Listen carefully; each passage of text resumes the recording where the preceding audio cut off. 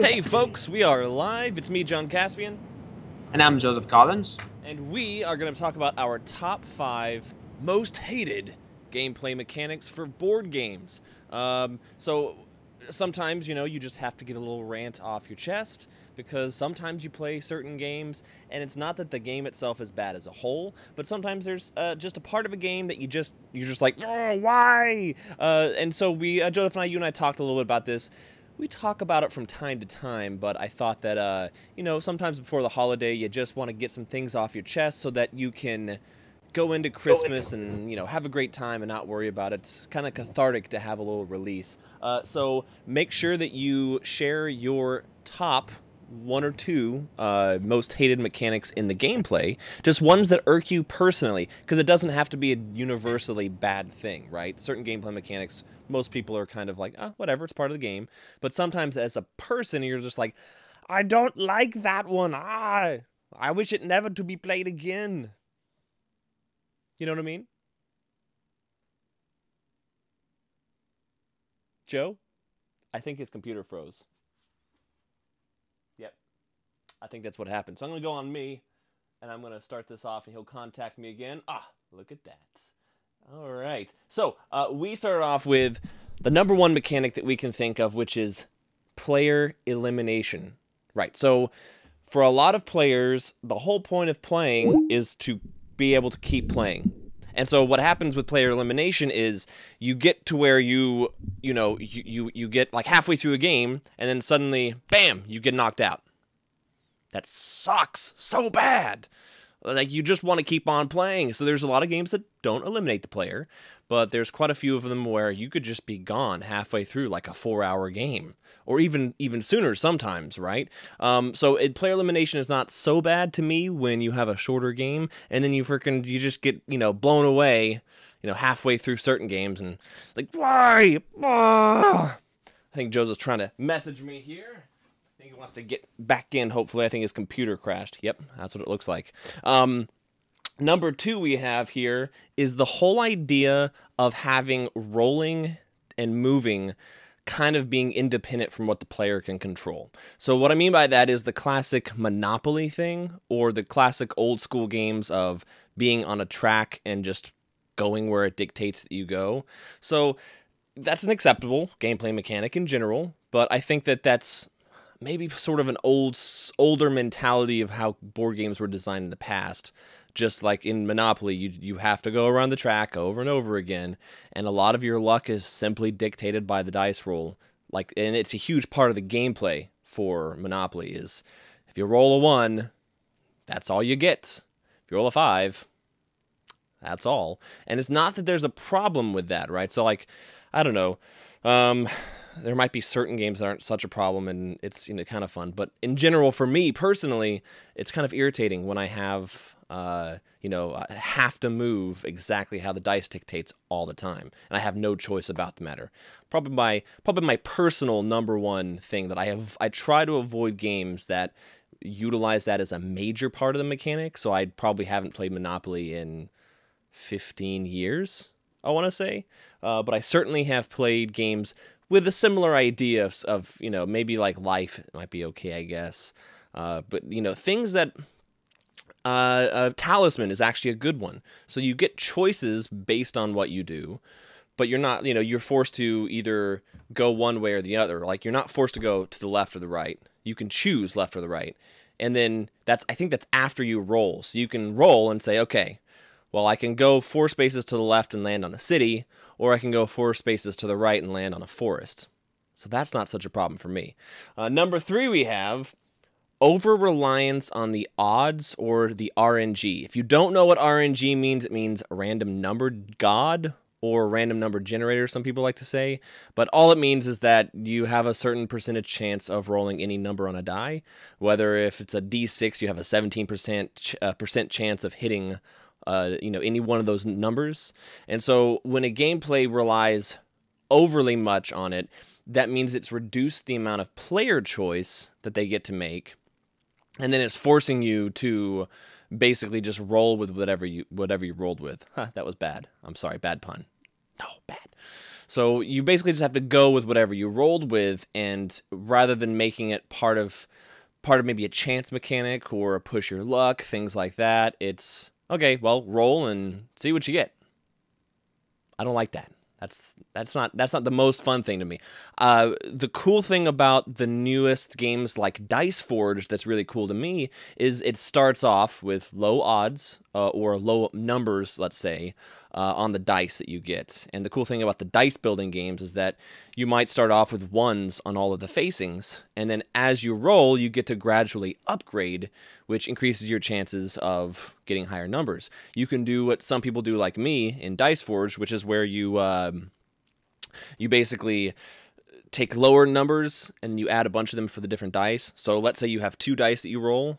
I like to accumulate lower numbers like 2 and 3 on all the different dice facings so that overall I have a better chance of getting just a little bit better over time.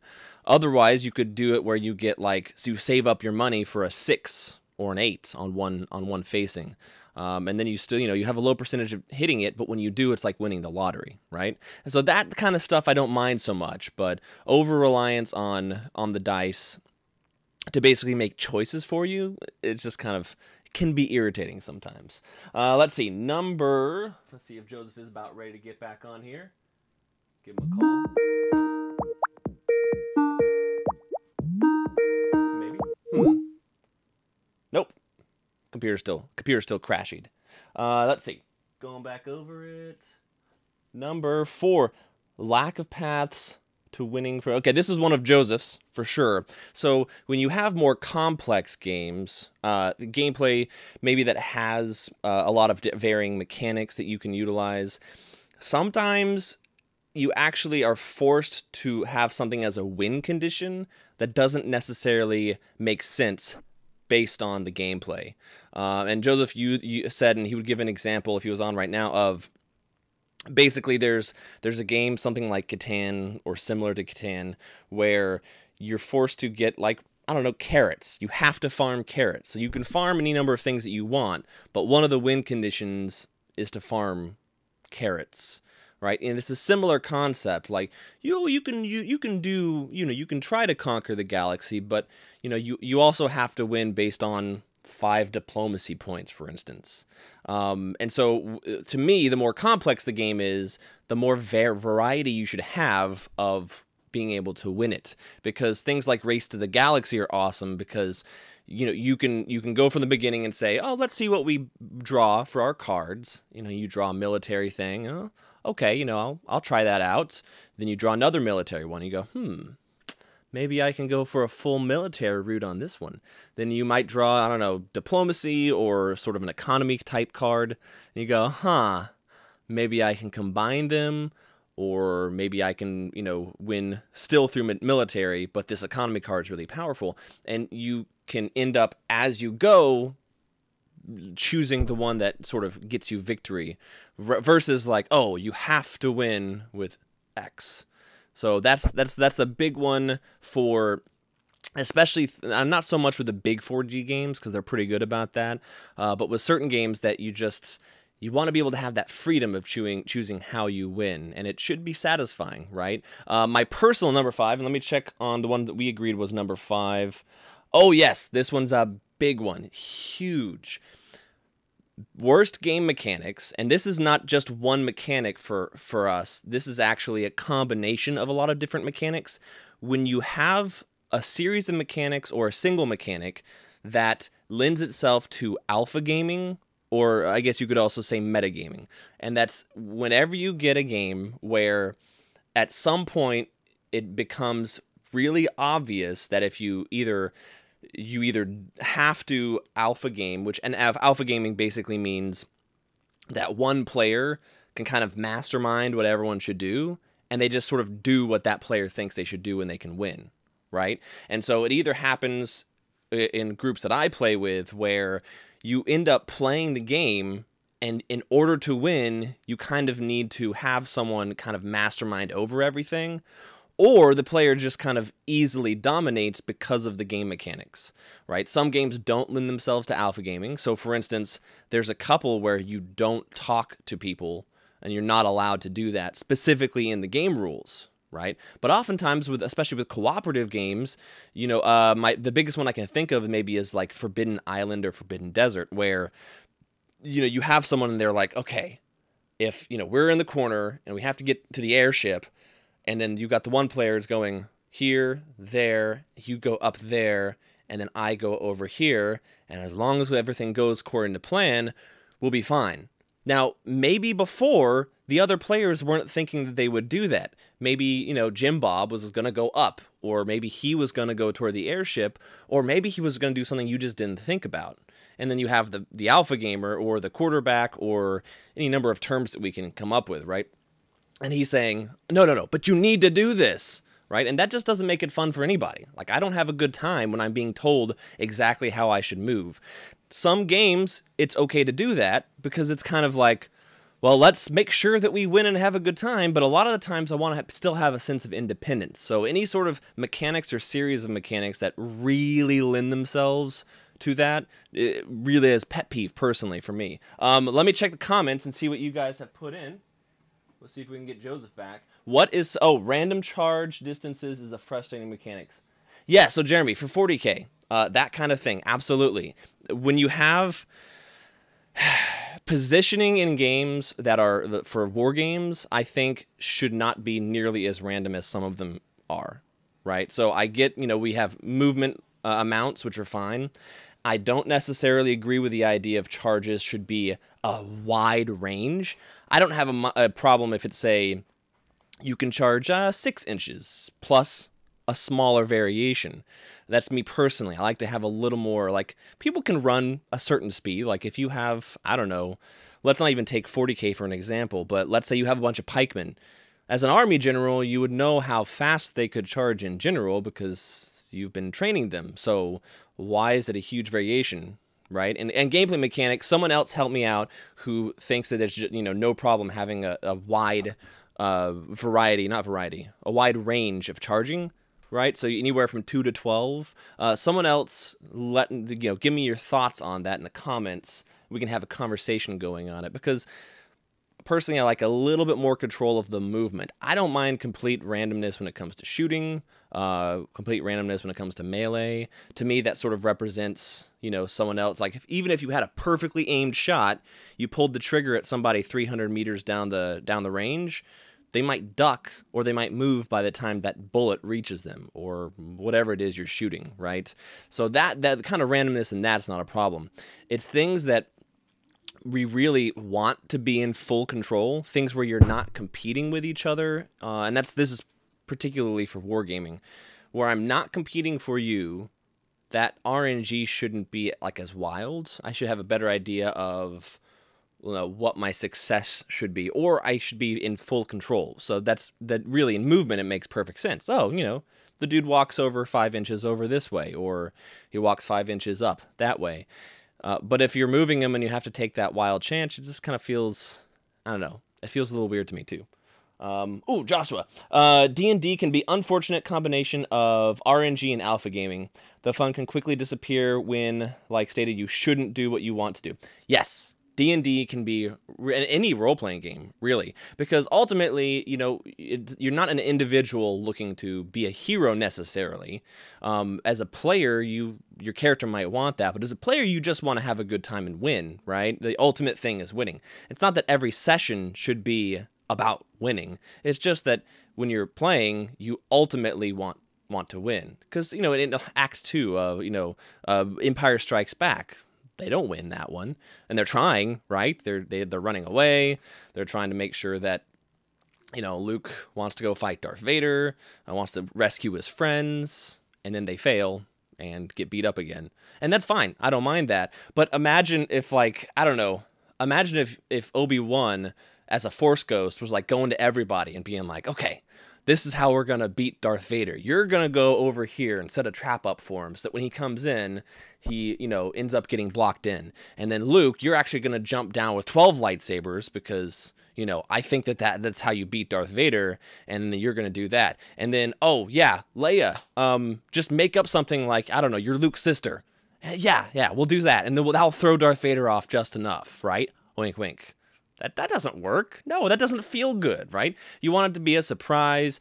You want, even as a player, you want to be able to just enjoy the time, kind of guessing in the wild, so to speak, because your character doesn't know everything perfectly. And even if you do know everything perfectly, it's not nearly as fun to have your character just, oh yeah, my character has an intuition that the troll... because my character studied a book 24 years ago that trolls were susceptible to fire. And I know that because my character studied 24 years ago. Oh, and I happened to tell everyone within earshot right before we fight the trolls. And your dungeon master goes, well, you've been fighting them for 3 rounds. How did you tell them before the game? Or before the battle? Well, it doesn't matter. I just did. Because we want to win. No, that doesn't make it fun at all. Not at all. Benjamin says, a wide range of charging is fine because you would assume that they're also under fire the whole time. Okay, that's pretty cool. I like that. They may or may not be able to run full speed before taking cover. Okay, that's why you have command points to reflect your influence over the randomness of the range. Sweet. Okay. Let's see. Am I dropping any frames here? I don't think I am. All right. Benjamin, that's a good point. So that represents a little bit of the chaos of the battlefield, and that your influence over the battlefield in particular is the command points. And that's a really cool idea. I really like that. Joshua Long says, best metaphor, Obi-Wan, the Alpha Jedi. Yeah, I mean, what I don't get is, I'm not going to go into any spoilers about the new movie, but if we're just talking about the older movies, right? Are the ghosts only able to manifest themselves near Jedi? Like, do we only know that Obi-Wan could manifest himself near Luke because Luke had a special connection with the Force or something? And then why do we never meet any of the other Force ghosts? Like, were there any Force ghosts around? Was Qui-Gon like the first one? And we know Qui-Gon is the one that told Obi-Wan and Yoda how to transform or whatever. Were there not any before that? You know, maybe someone else could, like, hang out at, I don't know, Palpatine's chambers, or maybe hang out somewhere else where he could get the down low on some info, and then he just, you know, force apparates over to Obi-Wan's like, Obi-Wan, I just found out some new stuff. Oh my God, it's so amazing. And Obi-Wan the whole time's going, yeah, all right, this is good. We can start like a Jedi Skyping network. This be all right. You know what I mean? Like, that's something to think about. Or is he just able to talk to Luke? Or, like, a few people? Because we know Yoda, you know, talks to Luke. That's it. And that's only on Dagobah, right? We don't really see them manifest on Dagobah, which is also strong with the Force. But I won't get too much into Star Wars because I could talk about that for hours and hours and hours. Maybe we'll just do, like, a super long live stream one day about Star Wars, the universe, and no spoilers until probably like February or so. That will hopefully guarantee that pretty much everyone will have seen the new movie. But until then, no spoilers on anything Last Jedi, so please don't put it in the comments. Any other that y'all can think of, board game mechanics, or even any tabletop mechanics in general that just personally kind of irk you. So we have a couple of extra ones here. Let me pull them on here. Number 6 would be, and we put in oversimplified mechanics. So mechanics that work well in most games that you kind of want to include in yours, but you oversimplify it to the point of kind of being, why is it there? Or on the flip side of that, too many different mechanics that end up feeling like it's a jumbled mess.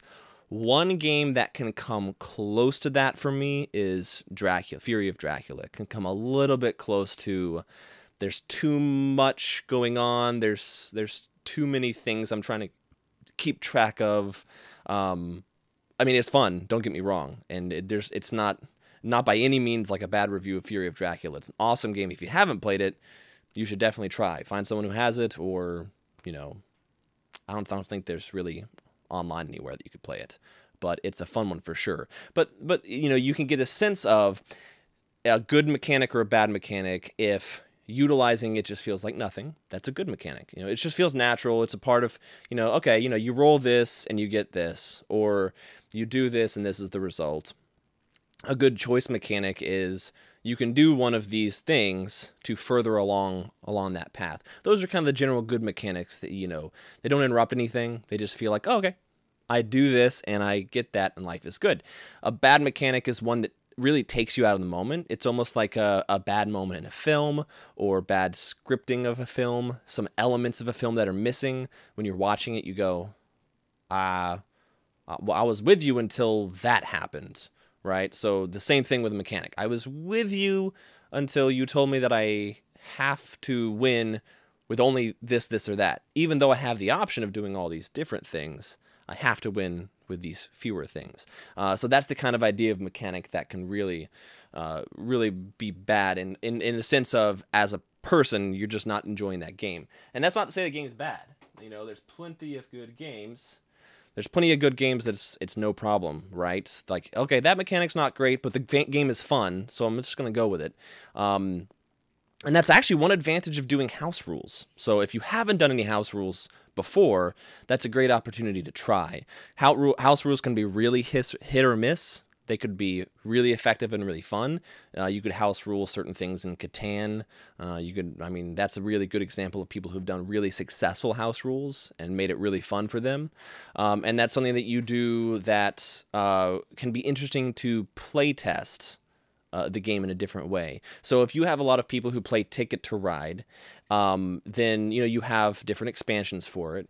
You could include aspects of an expansion without going all the way. You could have the base game, so let's say in America, and then you could even take out elements of the game or mechanics of the game. There's the stations that you can put on, like Atlanta, for instance. You put the station on there, and that basically acts as a hub. You get bonuses, etc. But you could put that on there and then only utilize parts of the mechanic that you find entertaining. So that can be a really cool thing. Joseph is not with us still. He's still offline. I think something happened with his computer, unfortunately. I actually think it's something to do with Skype. It tends to crash his computer when that happens. But that covers our top 5 with a bonus 6th. Again, before we leave, give us some more gameplay mechanics that you're just not enjoying when maybe when you encounter it in multiple different games. It's just the one mechanic that gets to you, or the one element of certain games that gets to you. Let me think of any other ones that really just... I'm trying to think of some games that sometimes when you're playing, and let's say you're playing one like a player elimination game, and you can build up things, certain things that you can build up, like military, might build up really, really fast. I'm trying to think one maybe like Race for the Galaxy. I don't think has a player elimination element to it. But maybe like Risk, where you can very quickly build up and smash through the player next to you, or you just happen to be like in a bad spot, or you didn't roll well, and so you couldn't build up properly. And the whole time you kind of you have a sense of like an ominous sense that you're going to be destroyed next or soon. That really... it really hurts. Like, we don't need slingshot mechanics. And what slingshots mechanics are things that the gameplay creator or the rules say, oh, well, even if you're really, really far behind, if you happen to, cross off X, Y, or Z, then you can actually get really, really close. And that's actually a cheat it's a cheat that isn't really effective when you encounter it. If anyone's ever played the racing video games, you'll know that you're racing really, really well, and then suddenly the AI who was way behind you, like half a mile behind you, is suddenly right up next to neck with you. And the whole point of that is to keep the thrill going, but there has to be a balance between rewarding players who either roll well or they do their strategy well, and then rewarding or trying to keep other players in the game with them, right? So if you have gameplay mechanics that sort of, I don't want to say expand, but they grow over time. So let's say a dice rolling game or dice forging game where you have, and we'll take Dice Forge as an example. You start off and you can only buy things that cost a couple of points each, and over time you can either save and get higher things earlier on, or you can just gradually build up and buy kind of cheaper things earlier on. if that is created, and that game's pretty well balanced, but if they did that, but made it really, really rewarding and exponentially greater the more quickly you accumulated those high-end stuff, then in a sense that could easily punish the people who just happen not to get as much early on. Does that make sense? So if you ever encounter that where every time you play a certain game and it just sort of ramps up for players when they reach a certain point, it's an opportunity to think about that gameplay mechanic. All right, cool. Well, thanks y'all so much for staying with me. I enjoyed this. If you like this kind of video, whether we either talk about things that we don't like, we do a little bit of ranting, or just overall top 5 lists, just let us know. You can put it in the comments now, or you can also message us on Facebook. As we go into the new year, we're looking to do more and more things that are community involved. So if you are looking to get a new game started, like Fallout, Wasteland Warfare, you can actually become a champion of the game. And what that means is we want you to sort of help push that game forward. A lot of the games of ours that have really taken off in this last 6 months to a year have been games where we had a champion and they really just were consistent. It is not about a ton of effort. It doesn't take an extraordinary amount of time or resources. The store has the resources, but we don't necessarily have the time to have an employee sort of be with a game for 8 hours during a tournament or a game day. So if we have Wasteland Warfare, it might be on Tuesdays, it might be on Wednesdays. We don't know what day yet, but we want to have a champion there that they're there on Tuesdays, ready to go. So if you have an idea that you want to be one, send us a message. We'll get you some details on how to do it, and we look forward to having tons more gaming going on than even this last year, which has been an awesome year for everybody. The store has been great. We've had tons of events. We've had, obviously, Giga-Bites TV, but overall, if you enjoy having a good time and you want to become a champion, just let us know. But my name is John Caspian. Thanks, y'all, for joining me, and we'll see y'all tomorrow for some more live streaming. Bye.